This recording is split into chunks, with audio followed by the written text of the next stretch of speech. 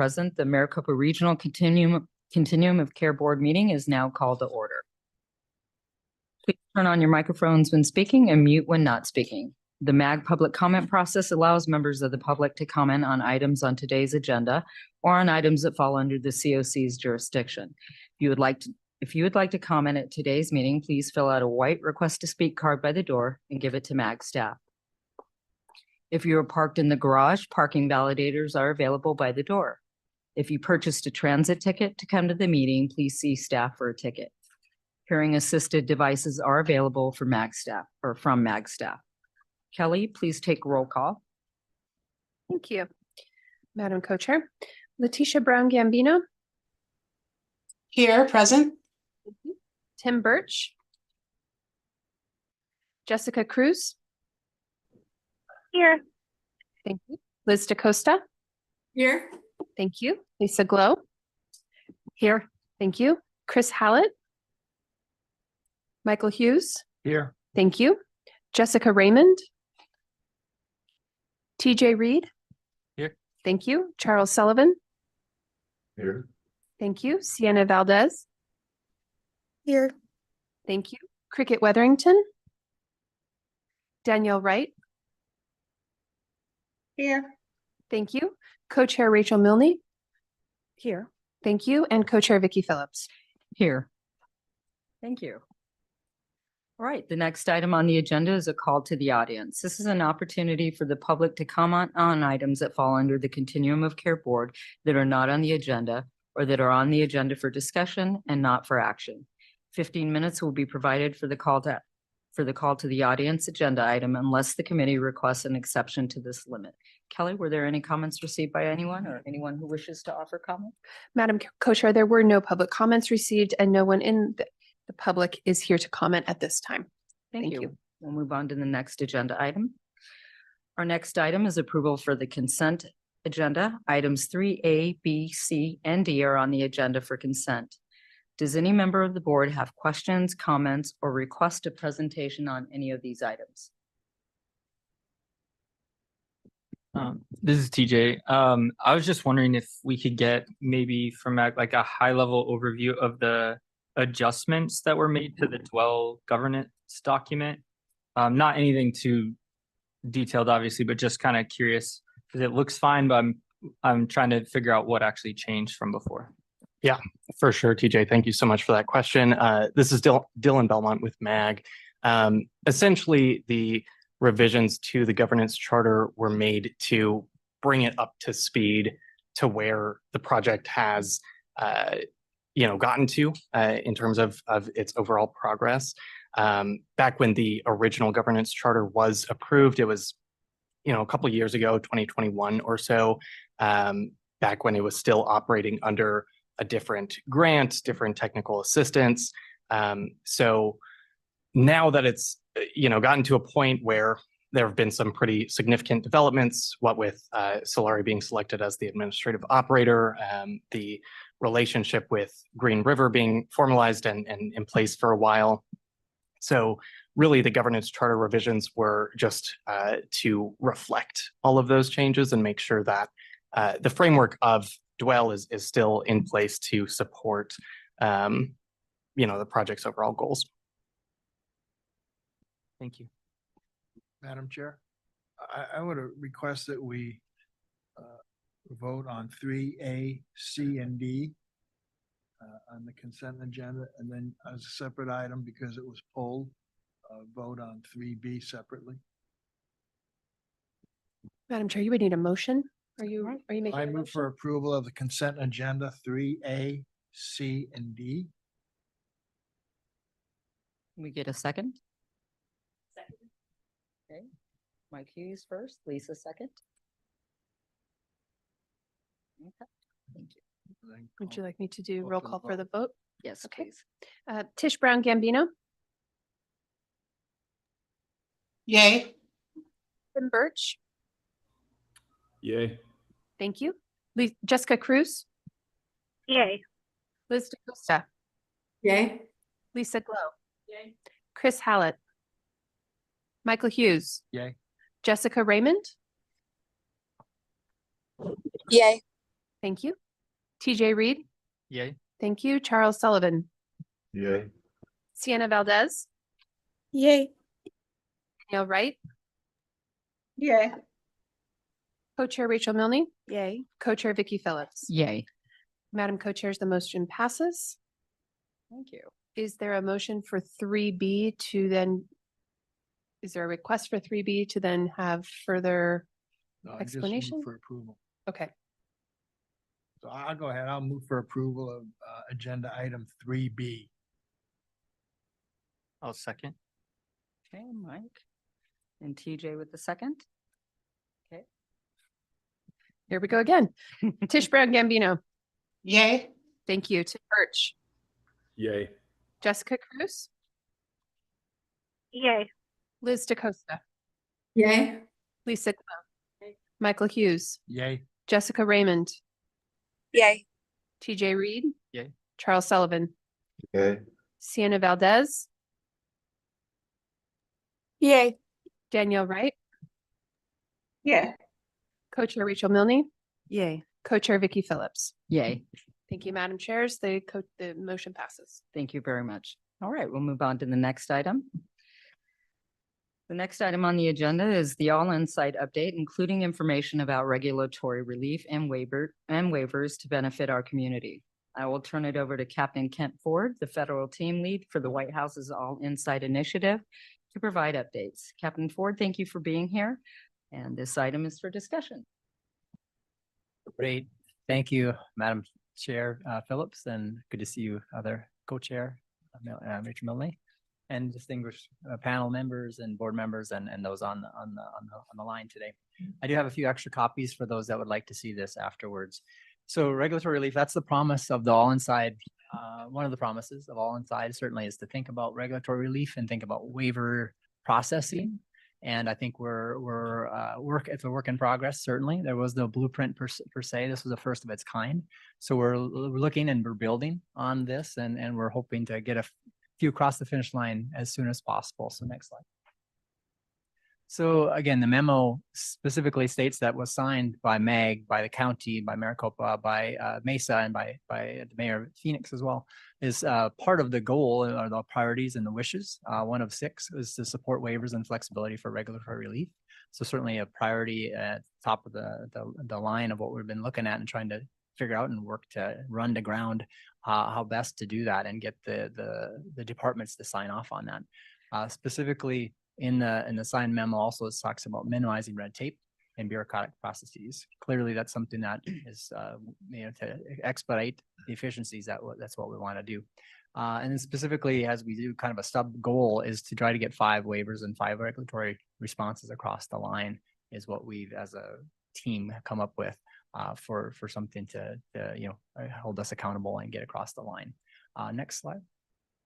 So as you probably are aware, it originally was 5 cities in the state of California. So Chicago, Dallas, Seattle, Los Angeles, and Phoenix area. Denver was recently added. And sometimes they get a little breath of fresh air comes with a new group. So they've got a lot of good things going on in Denver. And we've got some momentum, I think, going with them in terms of processing things like waivers. So that has helped to stimulate some momentum. And in thinking about how we frame this out, certainly what's been brought up into our attention currently is we've got a list, but in moving forward and the way we want to continue to frame this and thinking about these four bullets so whenever something else might come up, this is what we want to think about and try to process and try to put in this framework. And that's as we move forward and been learning lessons. Specifically with Denver and specifically with Dallas has gotten some movement in this space. And this is essentially some of the lessons learned that we've found from getting the departments to sign off. Certainly have a clear issue, identify really clearly the problem to further explain it. And then the request, the 4th specifics is to really get, what is the dollar amount? Where's the money coming from? And what is the benefit that we're going to get from it? So that's something that we've really fleshed out and identified as helping to get across the finish line. Next slide. So here's some specific as to what is in the works. Procurement, this has been, again, from some of the early months of my tenure as this role with the federal team lead, and thinking about the different contractual engines and vehicles to get things procured. And the SAT stands for Simplified Acquisition Threshold, relatively low threshold before you really have to do a lot of different justifications. So 250,000 is this Simplified Acquisition Threshold at this stage. So we want to get that bumped up. So that's what we're working to do, so that basically you reach 250,000 on a contract pretty quick. And after that, you'd have to just it kind of slows things down a bit. So if you get that raised, therefore, your simplified acquisition, you can get that money out the door without having kind of the justification and layers of bureaucratic kind of red tape beyond that. So for the city of Mesa, we've got a Dallas example that was very close, or if not across the finish line, and we're using that with the Mesa team. And I put that to them with kind of feedback. So I'm hoping to get feedback as soon as possible. And we're working on final edits there. And then we want to kind of mirror that with one of the last times we spoke, Rachel was thinking about JOC procurement flexibilities. And this will help us to get across the finish line with what coming to you then with the specifics as to how those 4 things that I shared last time, or this last slide, how we then take this one forward. So we're working on that, and that's going to be, and initially when back in the day with Katie, we were working on this and it sent up the wrong channel. So HUD was taking a look at this and didn't get it, this is just the process. We were thinking that they would be able to sign off on these, but it actually was an Office of Management and Budget. So those are the lessons learned, that it went up the wrong channel.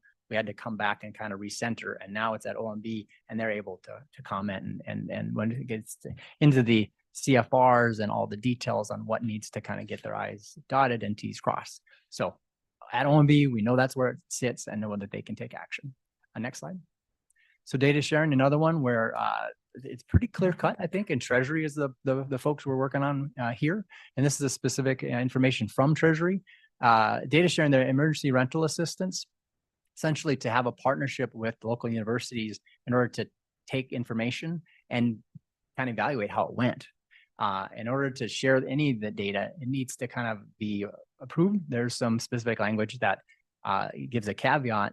Can this be looked at by folks in a research? So the key word there is research, and we're hoping that evaluation can serve us well and get this one across the finish line, so that we then can use that information to kind of evaluate how rental assistance went. That's the basic question here. And the solution is to either have it be a HUD user license agreement, or we can work directly with Treasury. And there's a person that they queued up for us. So it's kind of in where do we want to take it, either a HUD avenue or with the Treasury folks, in order to take a look at this one specifically. Next slide. Now Liz is on, I know, and I've been interacting with her quite a bit, but this has been baked well before I came along, and certainly will be a very important moving forward. But certainly want to acknowledge this waiver as well. But do want to also point out the Housing and Services Partnership Accelerator should be helpful with that, and that specifically bakes into that process to have technical assistance in order to be thinking about partnerships from day one. So again, Liz could speak volumes about this, but my hope is to continue to help her in any way, shape, and form that I could. And certainly any work group support from any stakeholders. I love to queue that up. And again, Liz could talk to that, but I love to see if there's any other things that she needs in order to be successful. I have connected her with some national experts from Medicaid and National Healthcare for Homeless Council, other subject matter experts from across the country. We've had that call. And had some discussions with our path providers in Arizona as potential outreach there, and just maybe something to make connections on. And then certainly thinking about evidence-based practices. And there's a resource center at SAMHSA where I happen to work that, moving forward, that could just be a wellspring of information and evidence-based practices to utilize. But again, it's well baked and it's on par, but I just wanted to be so helpful and put that here as a waiver that's important. Next slide. So kind of leaning back into the HUD field, and I know Lisa and I have had conversations about environmental issues with that. There's a wall, a sound barrier type of a thing. I know that's been something that's been a trick to kind of get past that to move forward on a project. But also Davis Bacon and thinking about that's essentially Department of Labor situation, thinking about financing and support for labor there. And good news that our Denver contact is a Davis Bacon expert and he happens to work at HUD. So I'm leaning on Denver, and that's why I put the note here. Intend to specifically work on them to get that one across the finish line. So looking forward to that. And our CPD folks from the state is really thinking about, ramping all sorts of different things. And I know Brian and I have talked a little bit about, how the team over there is thinking about how can we use and maybe regenerate information on, is there other waivers that we can think about that HUD could help us take a bite at. And then next slide. And that kind of leans and segues into this one. Are there COVID era possibilities? Specifically, the CPD office has kind of asked us to take a look at and asked me specifically to work with. And I know we've got other meetings this week with them to connect with our MAG colleagues on a number of different things, and including this would be a topic of conversation. Are there some of these things that could get kind of utilized in this space? So more to come there. Certainly a lot of information, but hopefully that helps to spell out some of the things. Last slide, I believe, is this next one. There's other possibility. I know one of my 6 things I'm to work on is to think about tribal communities, ensure they've got a voice at the table. Certainly they do, undoubtedly, but I've been having quite a few conversations with the Phoenix Indian Medical Center and the CEO there, Deborah Ward. I just met with IHS folks down the street, thinking about, they just went to the veteran stand down, and I helped promote that a little bit as I could from my LinkedIn account. So I know that just happened, and that was well received, and they gave me some specific information there.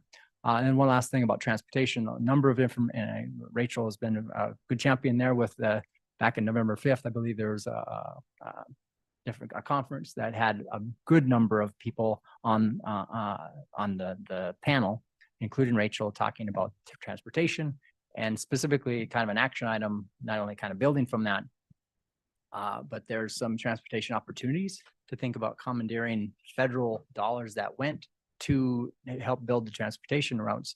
After a few, I think 30 years of time, that can revert back to a nonprofit affordable housing possibility. So I'm excited about that one, because that's we're trying to run to ground how much is going to be available in terms of the land use, and that then we could revert into affordable housing opportunities. So we'll see about that, but that's a kind of a one in the works. And I think that's the last slide. So I do have a couple copies of this to pass around and for just put on the counter maybe. Yes. Oh, yeah. Thank you, Captain Ford, and to all who worked on this over the past several months. Are there any comments or discussion from the board? I have a question if that's okay. Oh, go ahead. No, you're a board member, please. 2 quick questions. One for the initial one that you talked about, the acquisition thresholds and referencing 2 separate jurisdictions. Is there opportunity for that to be a regional waiver for all jurisdictions within the region, or would that, because obviously the all-in includes only several of the largest cities. There are other cities going through procurement who could benefit from that. Is there ability to regionalize that, or would it be, if that one passes with Mesa, then that we kind of just share the findings with everybody else, and whoever's interested, they could also pursue that? My hope and wish was that it was going to be more blanket based, but as we've come down to it, that's been one of the tricky spots that we've kind of run into, is they haven't been so comfortable with doing blankets, like a blanket waiver type of a thing. I'm very interested in and want to push on that side of getting it more widespread and easily adopted. And that's so my comment is, it seems to me that they want very, very specific requests from the entity that wants the waiver. That's kind of the core part of the question, is who wants it, how is it going to benefit them, and what is it in fact that they want waived. So those types of things we can kind of have run up against. But I'm very interested in hearing more information about that. I think I could see, as Rachel, we talked about in their meeting, I guess a couple months ago, is that it seems to me this would be almost, a no-brainer to have this more blanketed, but they just seem to give it less pushback on that. Sure. No, thank you. And the other question is, you referenced like the CDBG and Davis Bacon stuff. I know that there are a lot of folks here who could be interested in like some of the details or more of what that would involve. do you know any of that currently? And if not, are there ways in which we could make sure that the appropriate people, whether they're from the cities on All In or outside of that, could get plugged in? Great question. I mean, the first thing I think about is to go to my colleague, my new colleague that is the federal team lead from Denver. He has specifically said, is if there's any Davis-Bacon questions, I'm happy to ask and, you know, happy to answer them. So that would be my initial, like, can I set something up with Matthew, you know, next week, or, you know, as soon as what you could get together, he could possibly be a speaker at one of these sessions that next month. I mean, I don't want to speak for the agenda. He could perhaps be on the agenda for next time, if that would be a helpful thing.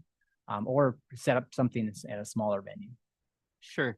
I think I was just curious if, like, so is the reference to the Davis-Bacon stuff more of like, we have an expert who can answer questions now, or was there specific things that they were pursuing as a waiver or relief related to It was a specific relief request that I don't have in front of me, but it was a specific, it had a very, you know, particular question in mind, that back with Katie Gentry had put together in terms of fleshing out what this would be helpful with. So hopefully that. Yeah, no, that's helpful. And I mean, I'd be down for it to be a part of the board meeting, but it might even be easier to just have it as a part of like one of the other committee, like ESG subcommittee, or like the local jurisdictions, because that's where it would apply most specifically. Yeah, thanks TJ. Kent, the Davis-Bacon Act, I understand, has to do with fair wages. Can you give us just a very high-level overview of how that is applicable to COC-related work? Yeah, I think specifically is the fair wages aspect of Davis-Bacon. You know, I think with, I'm coming from a SAMHSA perspective here, so I don't know it that well in terms of I think it's just as trying to ensure fair wages is on the table and that people aren't being taken advantage of, that's my understanding, but yet moving it forward just to make sure there's a balance there and not someone, you know, put in a position to not be appropriately, you know, maybe Lisa might know more about it. But my take is it just not, we don't want to imbalance here and have a federal program push the imbalance. So they want to make sure it's on a fair basis that they get compensated by. From a practical aspect, it requires a lot of documentation. There are contractors who will not bid, who are very competent but won't bid because of the Davis-Bacon requirements. So to the extent those were lessened, we'd have more competition in our construction bids and those kind of things. And with subcontractors, that's the challenge. And you absolutely have to have a good person managing your projects who knows how to manage it, or you get in trouble with the federal government. Just like to echo that. Sometimes working with Davis-Bacon, it's very challenging, and to have projects where you can't get enough people to bid because of the Davis-Bacon requirement makes it challenging. Yeah.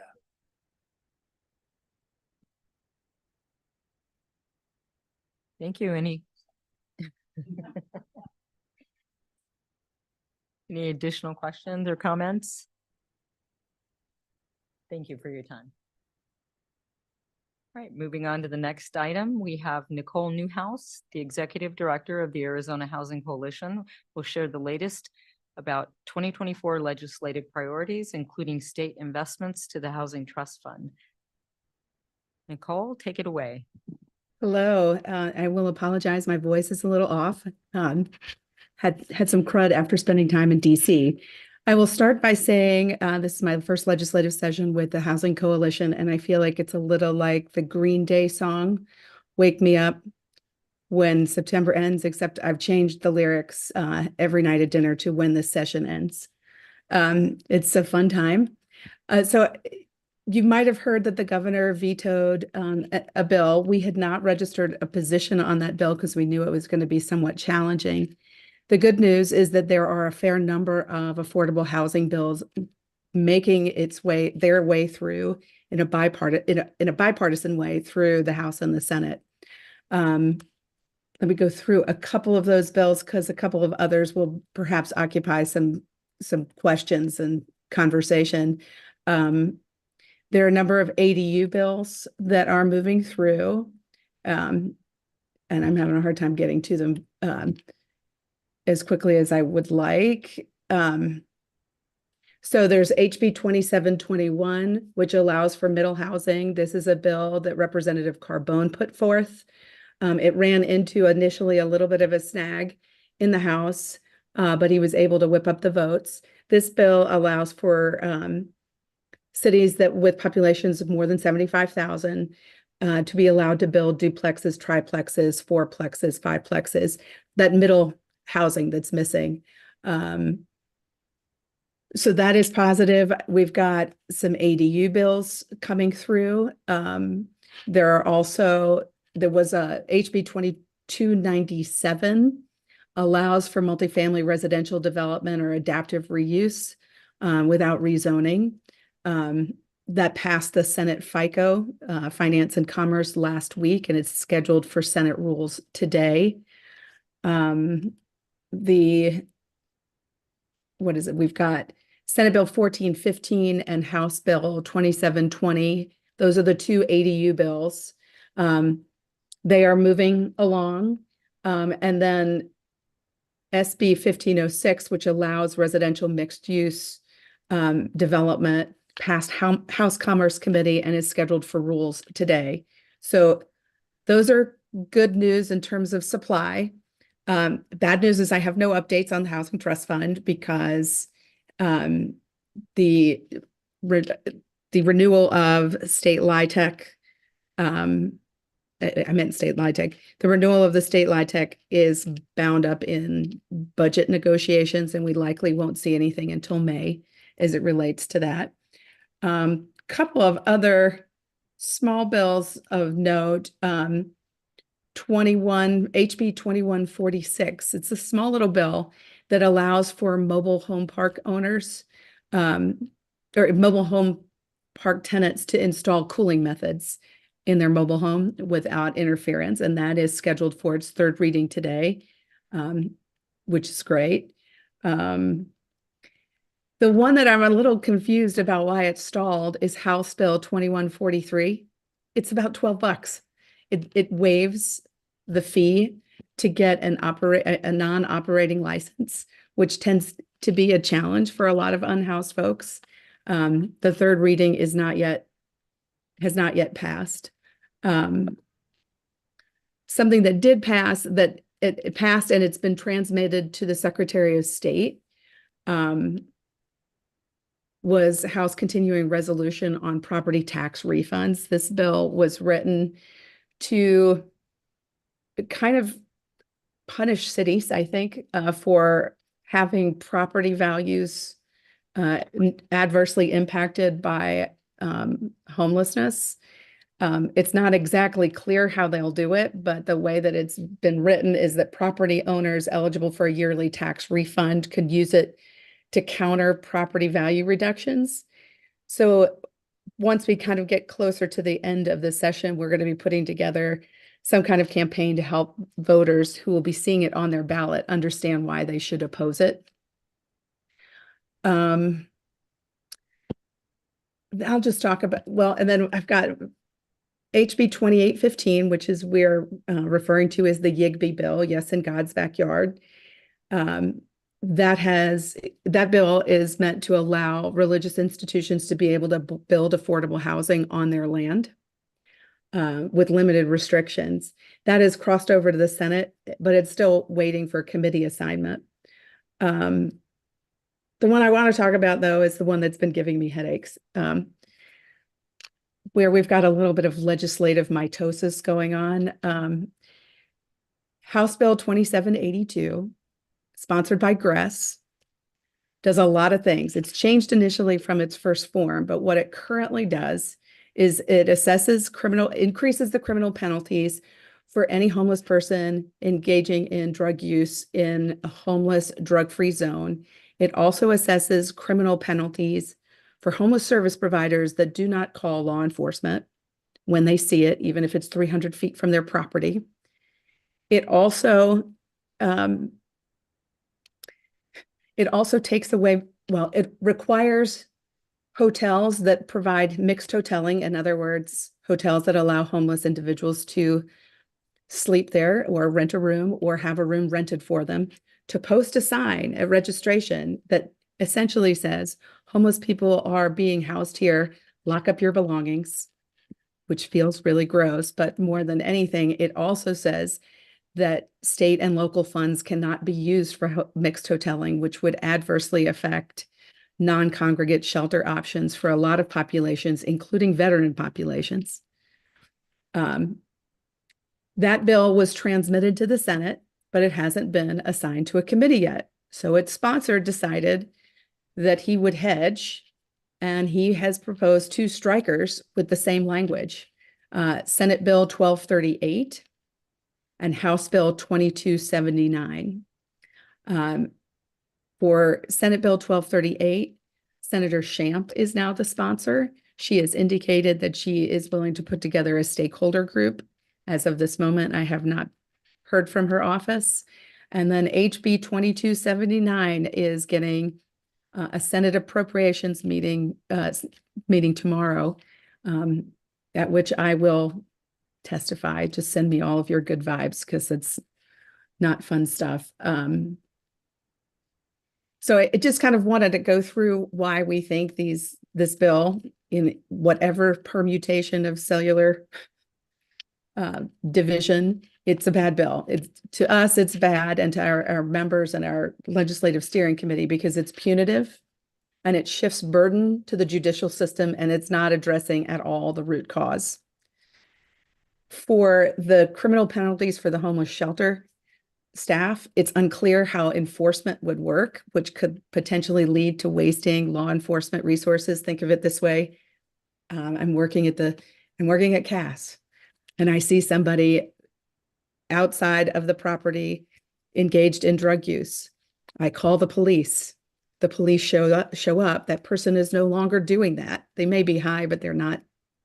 So it's really unclear what would actually happen and how it would be enforced. As I said earlier, it bans publicly funded mixed hoteling, which does limit non-congregate shelters. And it mandates organizations that get grants from the Homeless Shelter and Services Fund to track data that they don't currently have. It's external data, including data that is protected by HIPAA.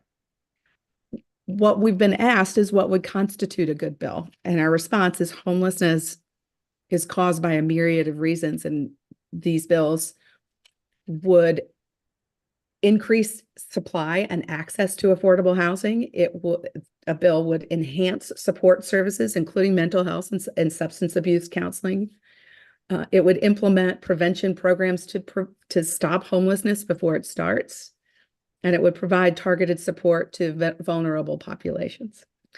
I'm going to take a breath, see if anybody has any questions, because I could bore you with some of the other small bills, but I just want to make sure that I'm. Nicole, this is Vicky. I have a question for you on 1238. You said that has been reassigned. That's the amended version of the what Gress proposed originally. Is that correct? The 2782, 1238, and 2279 all have largely similar language, and it was amended from the original 2782. So what it is not doing, and I guess I buried the lead, so I'm grateful for the question. The original bill suggested clawing back 75 million from the Housing Trust Fund's appropriation last year. The amended versions do not. What the amended versions do claw back is 5.5 or 5 million to do an audit of nonprofit organizations for transparency and accountability. The other 50 million, I think, were coming from a fund that we are not sure of what the implication would be if those dollars were appropriated. Thank you. And then any updates on when is there an upcoming meeting, or has there been a recent meeting at all regarding 1238 specifically to your knowledge? There was a meeting last Thursday. I actually attended, and it was difficult. And that was the House Health Committee. It passed out of House Health. and then the next one for 2279, that is scheduled for tomorrow. Nicole, this is Jessica Cruz. I was there on Thursday. I also testified and will be there tomorrow as well. Very important that, the COC has, we need to know about this kind of stuff. And so I'm glad you're here sharing this, because it's really rough out there right now. And it's appalling, some of the facts that they're twisting in their testimonies that are for the bill. So. Yes, I appreciate it. Yeah, last week was tough. I will tell this group that I've been working for over 30 years. Last Thursday was the first time I feel like I failed, like not made a mistake, but just like full on failed, because I got caught flat-footed on a couple of questions. The going narrative, well, I will zoom out. Cicero Institute, for those that are not familiar, is a national organization that's been trying to pass a number of pieces of legislation like this across the country. And Cicero Institute did, in fact, testify in support of this bill. What was interesting, and Jessica, would be interesting if you heard it, Representative Gress actually said it. He said that voters believe that homelessness is caused by drug use. Therefore, what we're doing isn't working, and we should do these things. So I just thought it was fascinating that it was a bit of the tail wagging the dog, but that's why I would like this session to end and this bill to be dead. And I want to do everything in my power to make sure that it does not have to arrive at the governor's desk for her to veto. I'm not sure that that's what she will do, but that is certainly my hope, should we fail to get it to die before it ends up there. I have a question. The 50 million that's in there, is that for the secure residential that he was recommending? Because I don't think those folks support it because of all the other parts of the language. So I don't know anyone who is supporting it. What it was Cicero Institute, Quick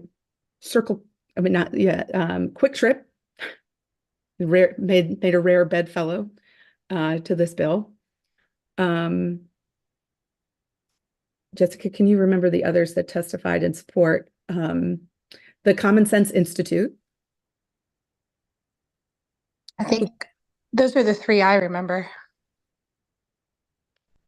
I think Jeff Taylor is another individual. I think the tone under the tone is that it should be treatment first. The 50 million, as I read the bill, is to build behavioral health facilities. But there's no real detail. There's no real meat to it. One other question. Are there any appropriations attached to any other bills that you know of in the ones you talked about? There are none of the ones that I'm talking about have any appropriations. And we were careful not to weigh in on any that did in a year that they're trying to battle it out over the budget deficit, other than state LIHTC.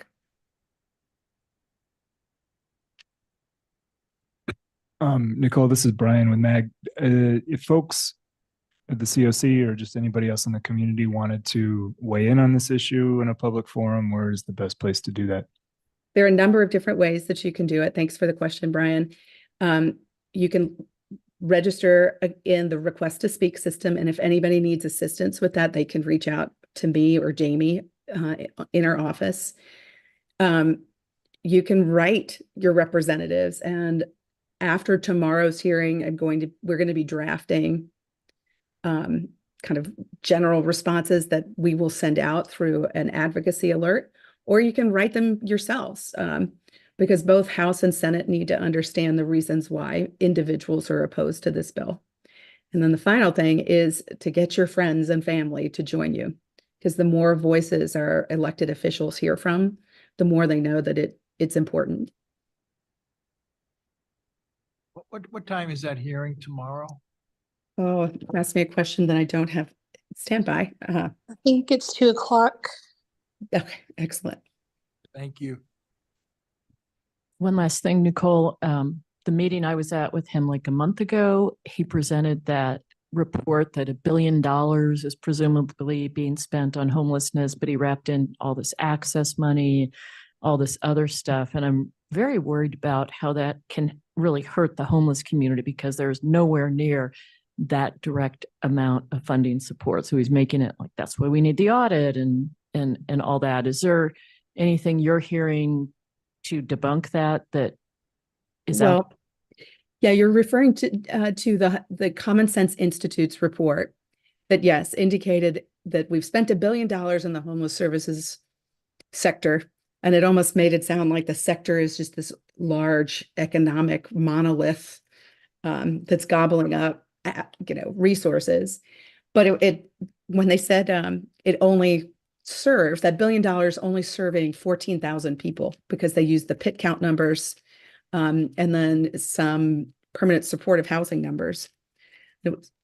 So we've caucused, and I would love other people's thoughts. Our thinking is that to attack their report directly just gives more air to that report. The coalition, I've written an op-ed that we're trying to get out that kind of zooms out on the problem, which is homelessness has grown. In private conversations, the way that I've positioned it anytime it comes up is that for anybody that understands accounting principles, the $1 billion is accrual accounting. The results are expense accounting, and it's undercounting the expenses. The productivity, because some of the results are not even out. Some of those dollars have not even been pushed through the system yet. In addition, if you want to take a look at PIT count numbers, fine, let's look at PIT count numbers. We've had an inflow of 1 million people into the state, while PIT count numbers have largely held the same. So things are working. It's just we can't keep pace with the number of people that are becoming homeless. But we are of mixed opinion about whether or not we should go full frontal on that report.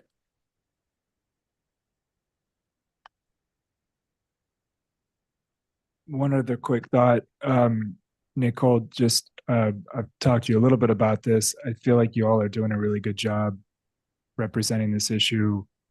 For what it's worth, I think not giving this thing more air feels like a good idea. I mean, I don't know that I obviously wouldn't venture to speak for the group on that, but I just wanted to commend you and your efforts on it. It feels like it's getting bigger and harder.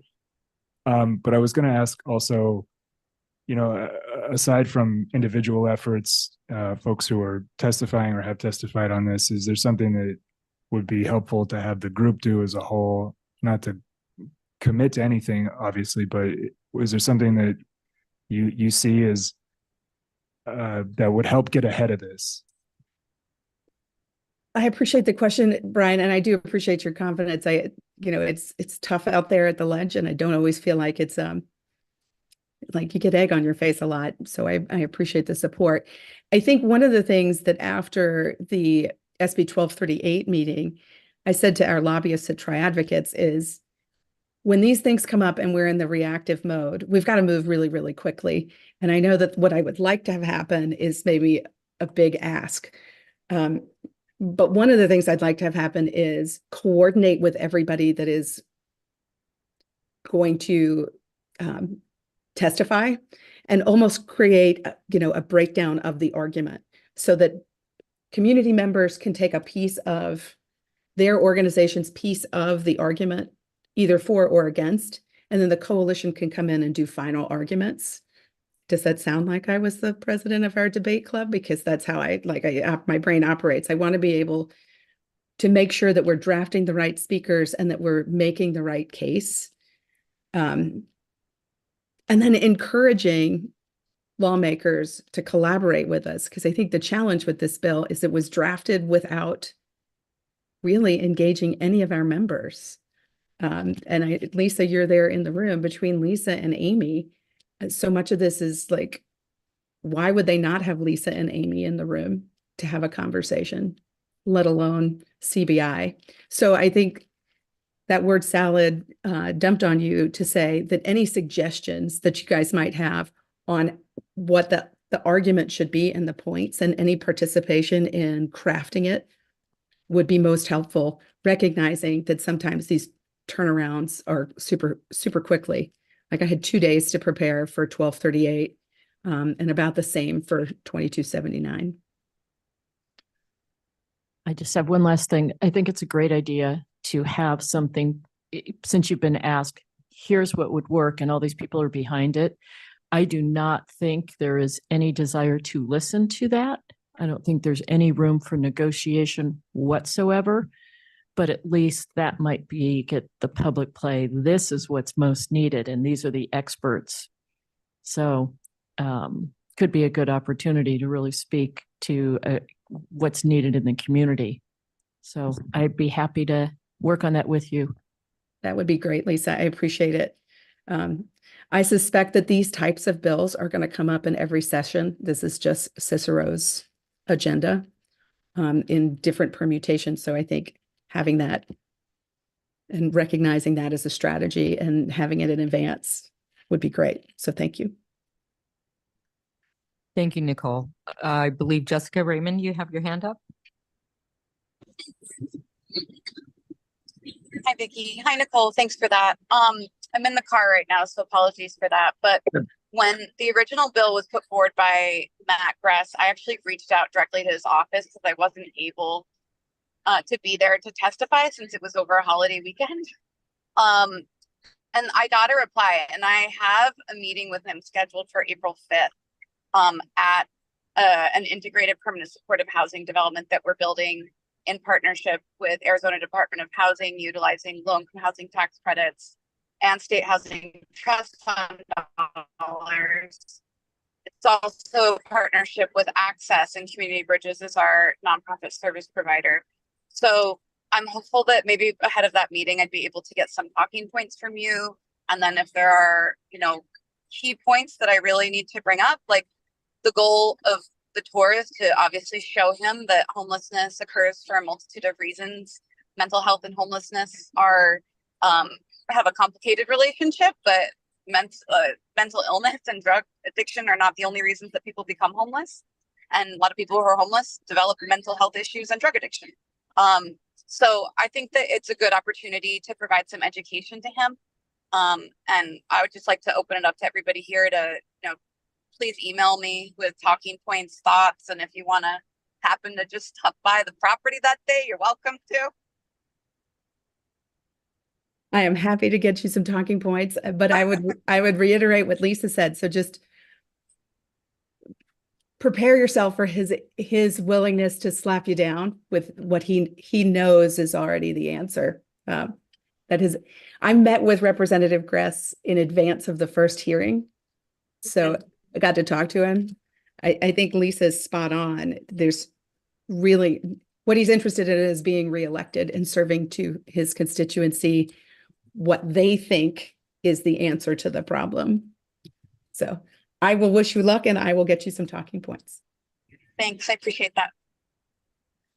Thank you. Thank you, Jessica. Thank you, Nicole. One last thing. I do want to say, Nicole, you organized a group of providers to provide feedback, collectively weigh in on that. I thought that was an effective way to really get some talking points together. And I just want to commend you on organizing that. For future efforts and bills, I think a similar process may be very beneficial. And I can tell you that I was thoroughly grateful for everybody that participated in that. This is the power of the coalition, is the expertise among our members to be able to bring forward appropriate feedback and then frankly solutions. So I thank everybody that was a part of that. Thank you and your team for the advocacy. We appreciate it, and it's necessary in our community. All right, next item up, Dylan Belmont, Human Services Planner with MAG, will share updates made to the standardized scorecard to ensure a more equitable and effective scoring process. This item is for action. Dylan, thank you for joining us. Thank you so much, Co-Chair Phillips. Great to be here today. Thank you all for having me. This is Dylan Belmont with MAG. Today, wanted to talk a little bit about some of the updates and revisions that have been made to the scorecards used for the annual Notice of Funding Opportunity.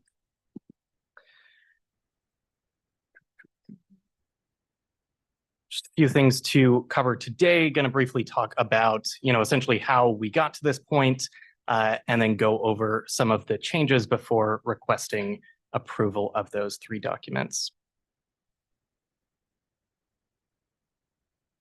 So this part is going to look super familiar to you all. It's not very different from how it was in the past.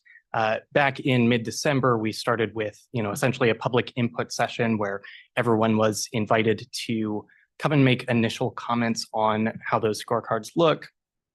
And then it went through, more of the formal process through 3 different collaboratives before coming to the board for final approval. However, one thing that was a little different with this go around, this webpage might look familiar to you. It's the NOFA page on the MAG website, essentially where all documents related to it can be found throughout this entire process. With each step of the way, a document was uploaded. It was a living document that essentially showed where all of these changes were coming from, just to make sure that this process is as transparent as possible, and that, at any point since mid-December, individuals could take a look at it and send feedback directly, even if they weren't a part of one of those collaboratives. So what changed exactly? Here we have a side-by-side of the exact same question from 2023 to 2024. We'll start with just the overall design. I promise it is more than just changing the shade of blue from periwinkle to cerulean, although that is very exciting. Mostly, you'll notice that, even though it is the exact same question, the actual content itself has been reduced, cut in half, mostly due to getting rid of redundant information and really just emphasizing, here's the question on the top, here's what you submit on the left, whether that's auto-scored data or, describing a specific form, what have you. Some other just nice things that make it a little bit easier to apply for applicants.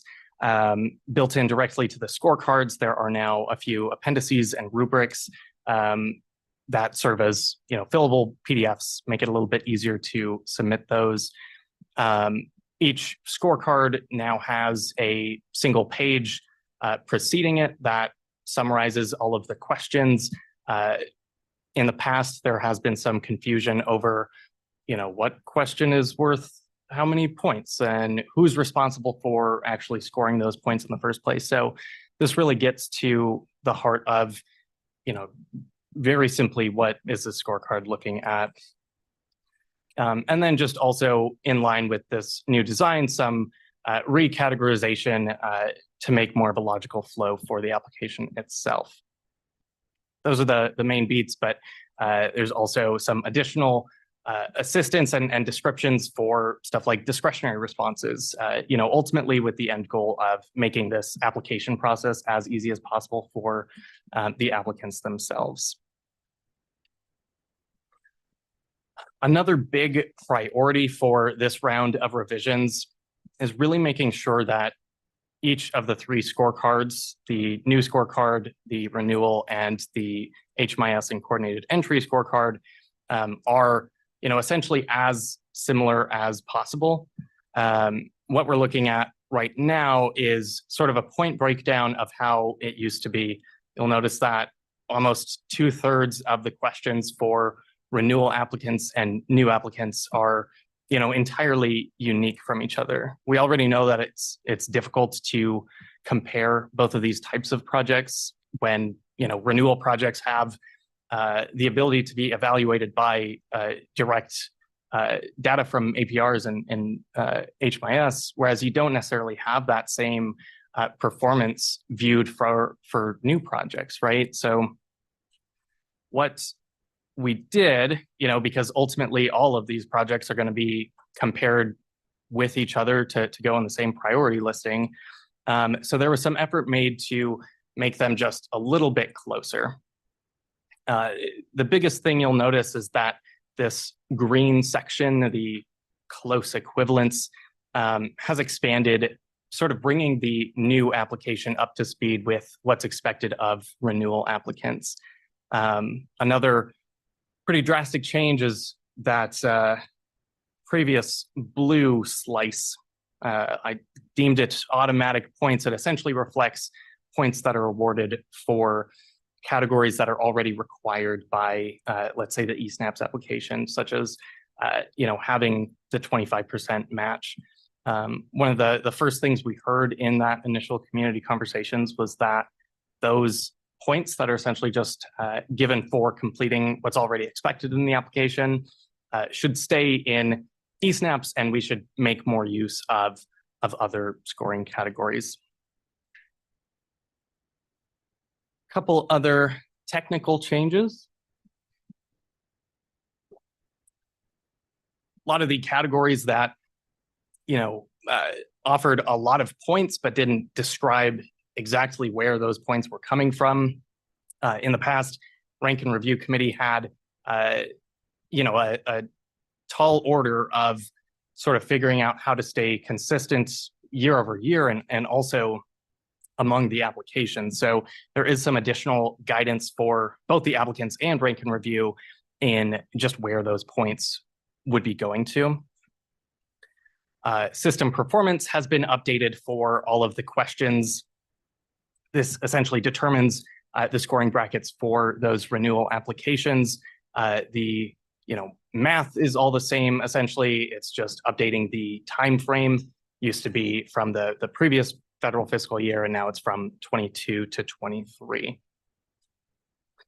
And then lastly, we had rolled out a online web portal for new project applicants last year to make the process a little easier. And with this being the second year that's been around, we've really been able to see how the scorecard and the portal can work in tandem now that we've had some feedback and can improve that as well. That is the high level overview. There is a ton more information included in the packet, including that changelog itself.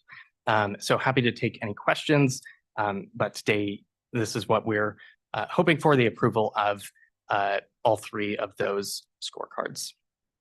Happy to take any questions.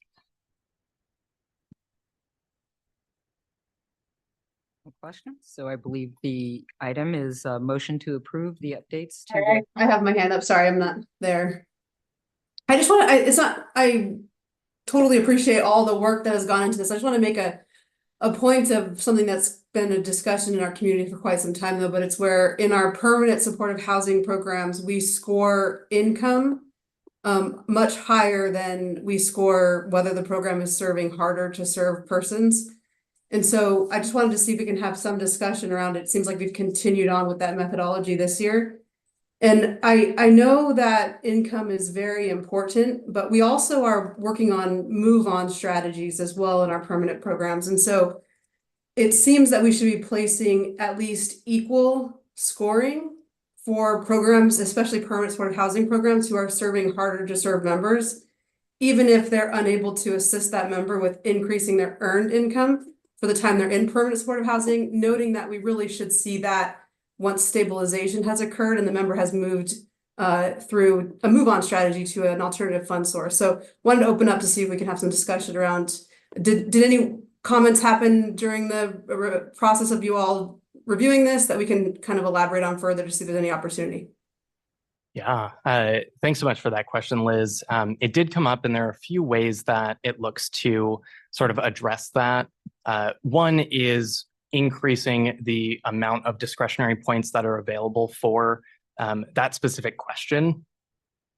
So in tandem with the additional guidance on what Rank and Review is looking for in those discretionary points, it should serve to sort of close that gap in that, when a program is serving a harder to serve population and not as easily able to, make up that difference, providing that description and explanation should offset some of those lost points for the income. In addition to that, where Move On has historically been addressed in these project applications is through some of the interview questions. And those interview questions have also been bumped up from 5 points to 10 points in the application. Thank you so much. I did see the discretionary point for harder to serve is at 1, compared to discretionary points available for income, which is at 3 each. But I did see that DV can get 3 points for discretionary. I just would like to just make note that I would like for us to get to a point where, at least in our permanent supportive housing projects, we are placing relevance to projects that are serving members with 3 or more disabling conditions. So we can really get to a place where they're, you know, almost philosophically able to accept people off the top of the by name list without, you know, programs who also understand that they need to score for income. It might just, without us trying to cause this, force projects to really look at, well, can I accept these members who are near the top, but are more likely to obtain earned income, as opposed to those with 3 or more disabling conditions where we might see challenges there and it might put their projects at risk. So I think for today, just making a comment for us to continue to look at this in the future. This is Michael Hughes. I really agree with what Elizabeth is saying from the standpoint of the harder to serve, because the ramifications of outcomes, success, all of those things, it might even be what the legislature is given, you know, a dissatisfaction with, or because that the population, sometimes they don't realize how difficult it is to serve some of these populations. And so anything we could do to give more attention to that, so we could drive the success rate up, I think will have positive consequences all the way down.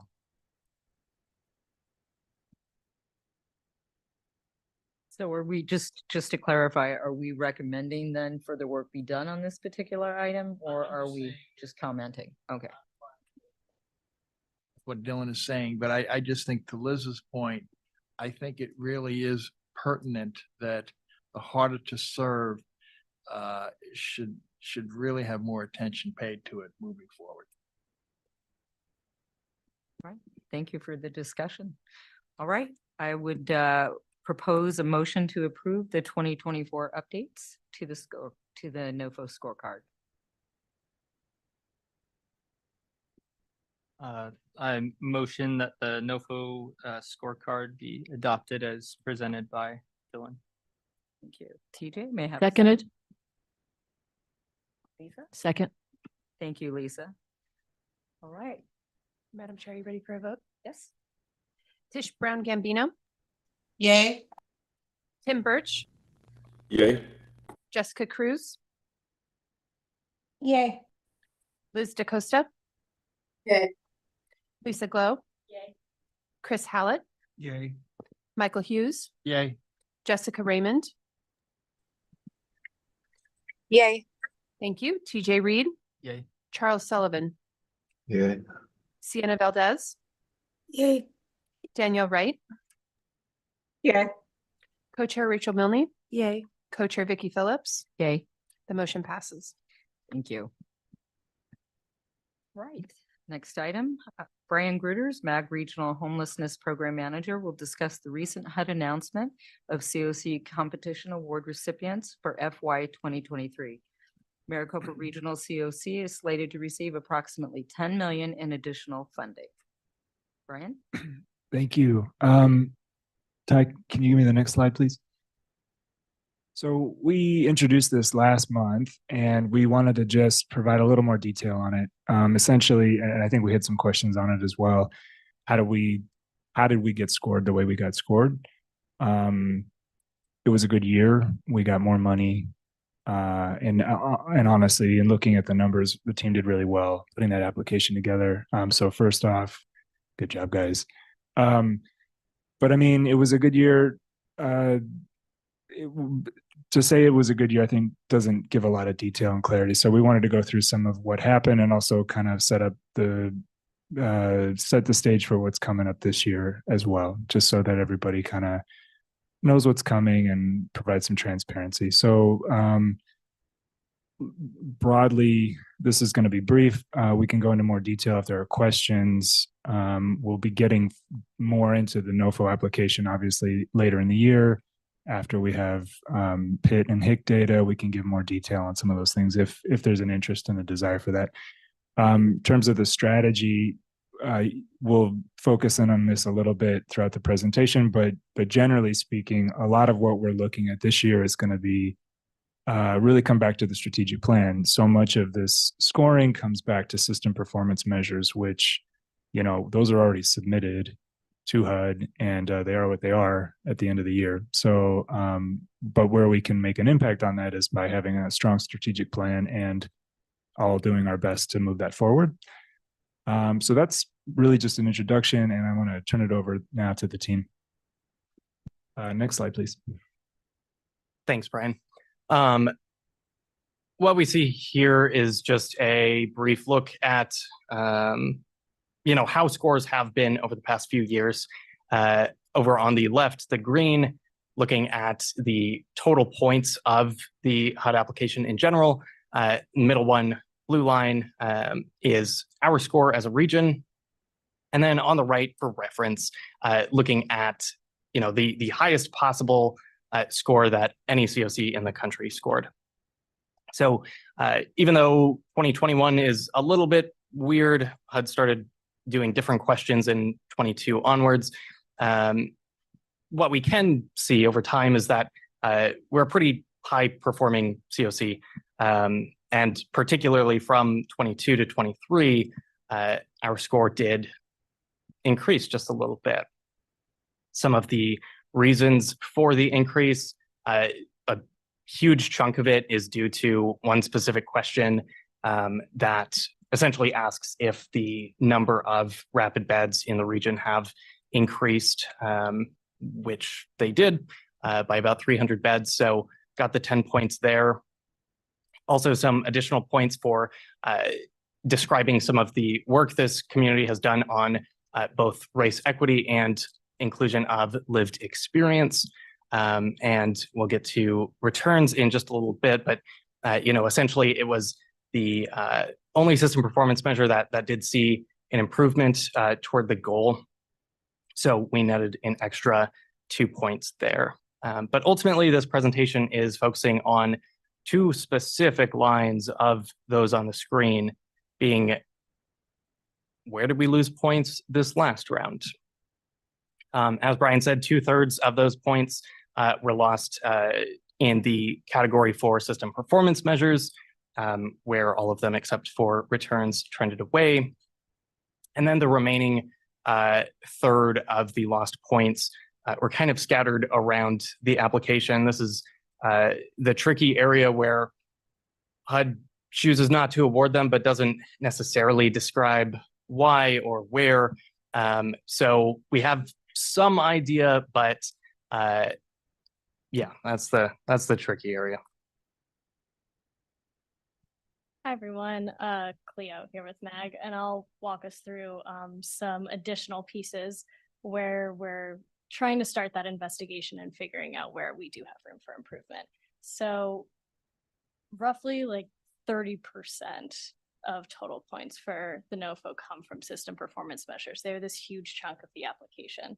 And as Dylan and Brian mentioned, like our SPMs are already submitted for the year, so we know somewhat what those look like. But walking through this comparison from 2022 to 23, we have here tracked some areas where we know there were lost points. So that is in, these are the unchanged points. So we continue to lose points in these areas. First time homeless and positive exits. And then where we lost 2 additional points in each of these system performance measures is length of time homeless, as well as increasing income. So these continue to be areas that we struggle with, and why the strategic plan that you all have written and approved focuses so heavily on system performance measures, because we know how important they are. And at this time, we're not currently anticipating huge increases from this section for this upcoming NOFO. Where we will continue to be diving in is how the narrative better supports or continues to support the work that the community is doing to address these performance measures. Something else to note here is that these points are derived from both like just static data that we submit as well as narrative portions. So it's really the narrative portions is where we come in and try to make sure that we're best reflecting what the community is doing. So just to pull out a couple areas of note for you, this is sort of where we've started diving in a little deeper to investigate how the application or where we could add more to the application this year. We have some idea on where points are lost. I want to reiterate that HUD does not only doesn't tell us specifically what questions you're losing points from, but also why. So this is sort of our guess at a couple areas. 1C is a general coordination and engagement question, and comparing our application to the previous year, we can look at some areas where like the only place we could conceivably think where we may have lost points is further involvement in early childhood providers, with DV victim service providers, and with public housing authorities. Again, another example is a question around project capacity. Our lost points may indicate that we need to shift ranking priority for low scoring projects that fill certain service gaps. So again, this is us guessing at where these points were lost, and I'm doing our best to make those comparisons and continue working with HUD to see if we can gather any additional information from them. To reiterate that question, they tell us where some of the points are lost, and they speak in like generalizations, but each question has like 10 sub questions that have 5 sub questions, and they'll say overall in this project capacity question that had 20 questions under it, you lost 1.5 points. And so it's kind of up to us to figure out where that could possibly come from. And I think, isn't that fun? Yeah, it's a lot of fun. Yeah, I think that's all on that one. We'll pass Cleo, it back to Brian. Can I ask you a quick question on yeah, that sorry, last Rachel. slide? Can you give us an example of like where we were ranking a priority for a low scoring project? Like, Yeah, so I'll have Dylan describe this further, but a possibility is around like DV programs and understanding that's a gap in our system, but not having a priority for DV projects. Like maybe, Dylan, you want to speak to that? Yeah. Essentially, it's like, and again, this is a weird one because of the sub questions in 1E, it's hard to find a specific area that it might be. Maybe this isn't it, but in theory, it's like if we only have one DV program and it's underperforming, so it isn't ranked, yet there is still a need for that, or it fills a gap, then the board like deciding to rank it higher so it's still like funded, if that makes sense. Thank you. And so HUD may have looked at that and been like, that's an area of need in their community, but they're not prioritizing it. So we're taking off 0.5 point, but all guessing. And I'll pass it to Brian to wrap it up. Yeah, just in sum. So we'll continue to focus on system performance measures. We're going to be doing the best to complete outlined tasks that are highlighted in the strategic plan. I know within the collaboratives that meet, these have already been coming up. And then additionally, monitoring performance measures with the COC collaborative has been, I think, is part of this work as well.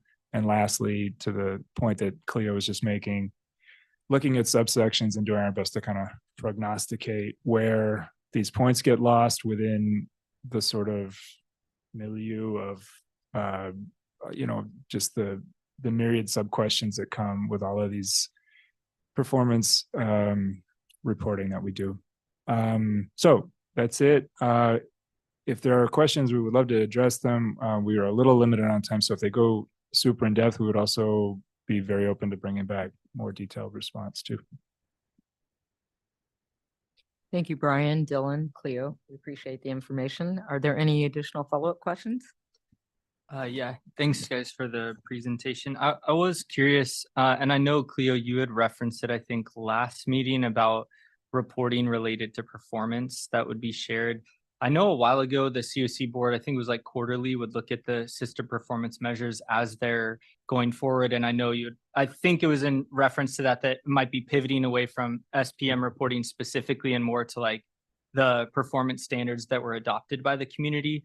But as a lot of the points that you just referenced are related to the system performance measures, what is your guys' recommendation for the board to be aware of just like through the year's progress on like how are we doing in each of those things, if that's going to be data a part of the strategic planning updates or if that's something that's still available, or I don't know if you could just talk a little bit about that, that'd be great.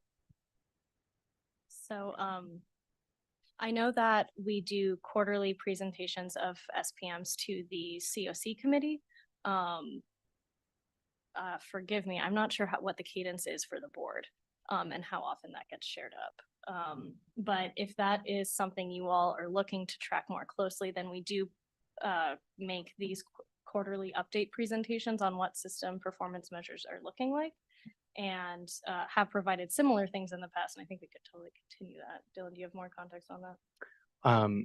I think the only other thing I'd add is that, yeah, so there is the quarterly presentations to the COC collaborative. All of those program performance measures do feed into the system performance measures as well. So we get a sense from both like the macro and micro. All of that information is also updated each quarter on the provider performance dashboard. Is that what it's called? There's an HMIS dashboard that aggregates all this information as well. So there's a couple different ways that board members can sort of passively look at the information. But yeah, like Cleo said, bringing that here is totally a possibility as well. I'm up for either. It's more just like if that is going to be a driver of like, I think the easy, or not the easiest, but like the best way for us would probably be that being attached to the strategic planning updates, since the strategic plan is meant to improve those things. If we're looking at what are the activities overall and how are they going, and then also what is going on with the system performance measures, I think that'd be really helpful.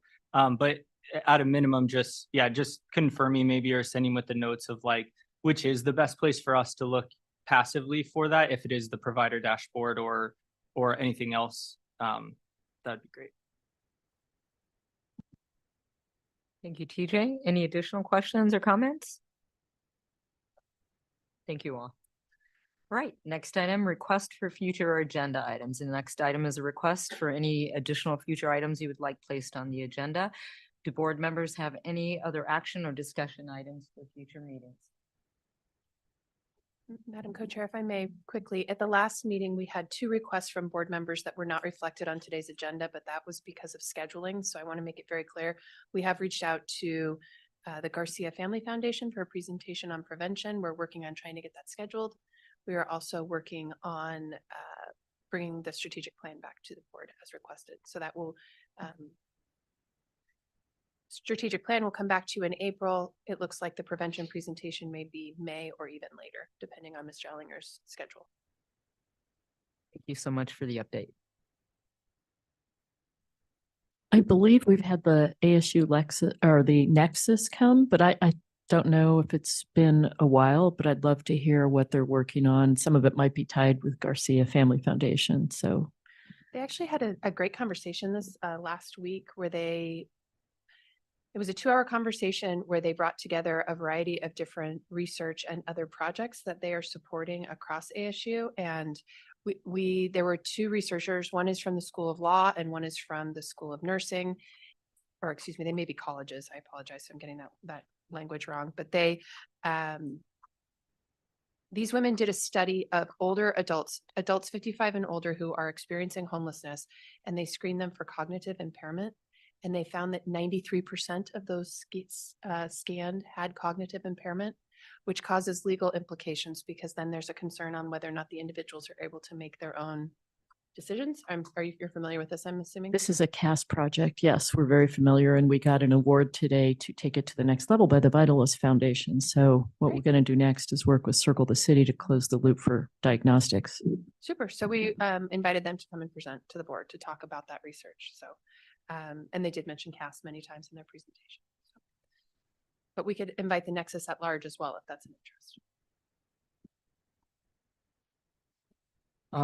I was wondering if we could do two things. One was Liz, or is Liz still on? Liz, could you guys share could we have an update just on how things are going with H2O and kind of the progress towards the countdown, and if the timeline is still the same around October, and what other kind of just where that's at in general? Because I know some of our strategic planning is related to that, but having a presentation on that would be really cool, even if it's high level. And then the other one was just kind of related to the conversation with what was happening with the coalition today. Even though I agree with the sentiment of like not bringing light or like putting more attention on something that we don't necessarily want to go out further, I do think it is like in our interest to be thoughtful and critical about the things that are coming up, even if some of those things are done disingenuously. Like the article by the Common Sense Institute, I think does highlight some things that I think we all should have a response to.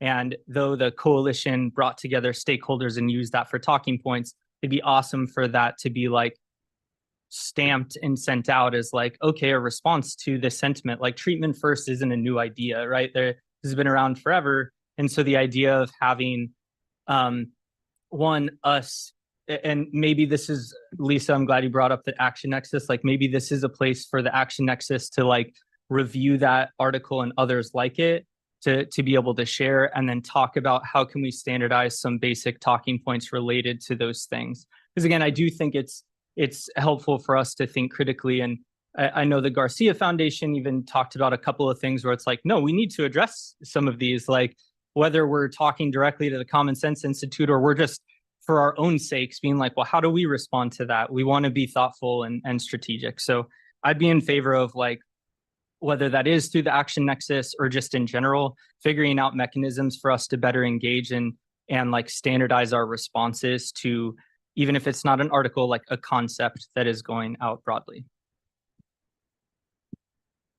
Great feedback, DJ. Thank you. Any additional items?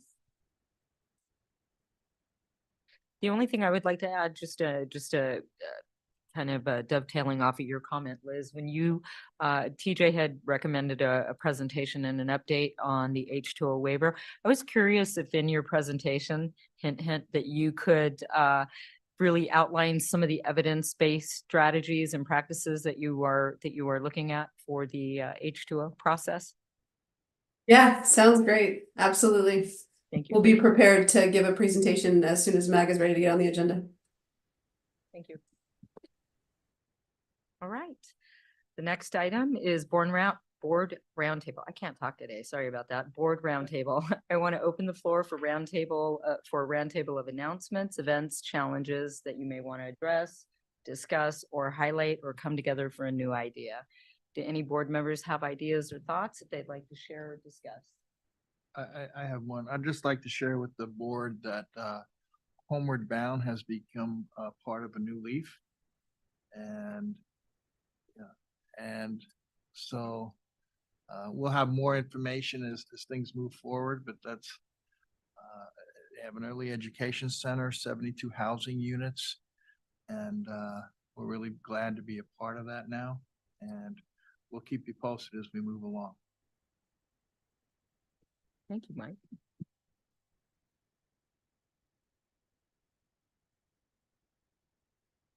Oh, Jessica, sorry.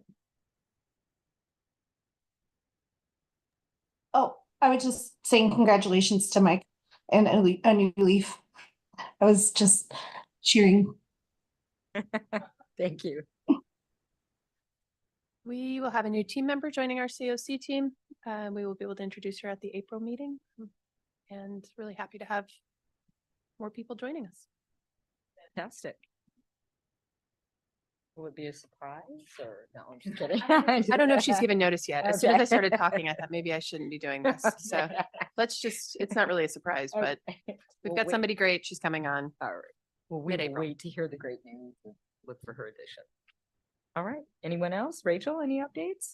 Sure, yes. So the city is in the process as we continue to open new shelter beds throughout the community. We have identified a parcel at 71st Avenue in Van Buren where we are very much hoping to open a new 280 bed shelter as early as this summer. We're trying to get it online as quickly as possible. It will be sprung structures, which are relatively easy to put into place, as well as our X-Wings, the permanent home of our X-Wings. So we've had a lot of community engagement, working with residents and community who might not really want to shelter in their community, but trying to address those concerns. And then the next big step for us is we have a board of adjustment hearing for the required use permit for this site, and that is April 4th at noon. So if anyone would like further information on how to possibly support us at that, I would love to talk to you. Thank you, Rachel. I have a quick update. to the board. This is a good time. Last meeting, we had discussion around the homelessness trends report and talk of wanting a better look at projects that are both coming online and those that are closing. So we are working with the HMIS team to sort of shift how that data is tracked so that the trends report will test out what that looks like. For that quarter, it'll be sort of on a yearly running basis, updated every quarter of what programs are new and which ones had closed. And then in a more long-term sense, there was also discussion of the ARPA funding cliff and sort of generally what that landscape is looking like with this money coming out of our system. So just wanted to, like I said, give a very brief update that this is something we are looking into. There was some preliminary work done on this on our back end, and we're figuring out internally where it makes sense to pick this up. We just want to make sure that we have very proactive conversations about this with the board and are gathering data in a way that best supports and informs board decision making. So more to come on that, but also sort of at some point looking for feedback from you all on goals around this data and how we can best present and gather things for you, which also sort of might lead to some conversations around H2O waivers at some point down the line. But wanted to let you all know that we couldn't present on it this month, but it is in the works.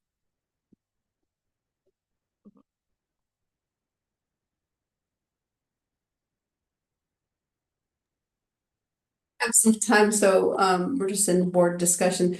I understand we're gonna hear about the strategic plan update next week, but I just wanted to also make sure that we plan on going through it in detail and receiving updates from the various committees that or collaboratives that we assigned work to. Is that on the agenda? It is now.